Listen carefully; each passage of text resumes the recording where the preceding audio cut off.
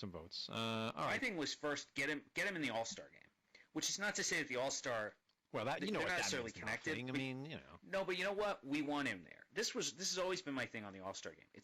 It's a showcase event for baseball. It's sort of this team agnostic game where you might get people who just generally like baseball but don't follow it the way you or I follow it. You got a chance to maybe suck some people into the All-Star game who aren't that rabid, but maybe they watch Mike Trout beat out a routine ground ball to short, and it sort of stokes the interest in the sport. But aren't you one of the guys that play devil's advocate that argue against rookies when they're playing well? I mean, I'm not saying he is playing a little over his head, but no, don't you normally argue for a guy with like a track record?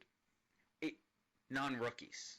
To me, the rookies, the Trouts and the Harpers, I mean, there's no track record. My argument is against the guy who's been kind of mediocre for a couple years and then has a fluky first. Like Omar Infante making it last year or 2 years ago. Don't want that guy in the All-Star game. Okay. Not a star. Never going to be a star. No. But for baseball, I mean, I feel like baseball should carve out spots on both rosters for emerging stars. You might whiff. You might put Jason Hayward in that first year, and then turns out the next 2 years he's not good enough to earn a return trip.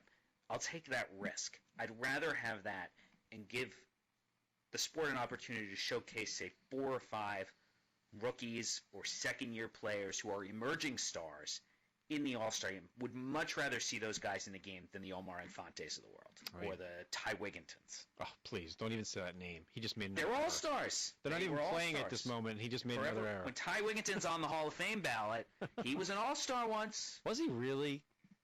Please don't tell me that. He was one of those...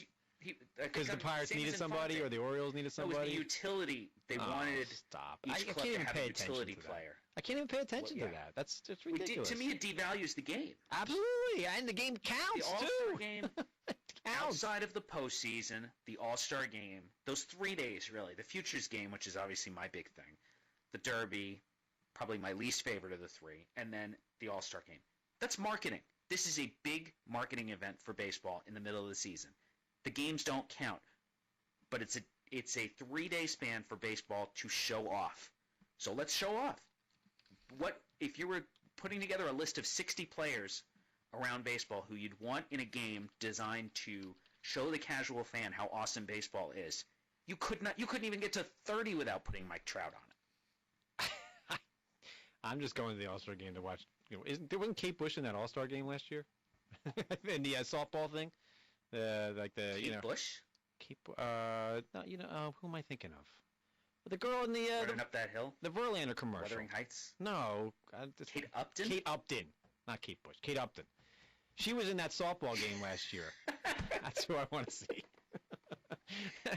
Anyone in the music industry who's listening to this podcast just died.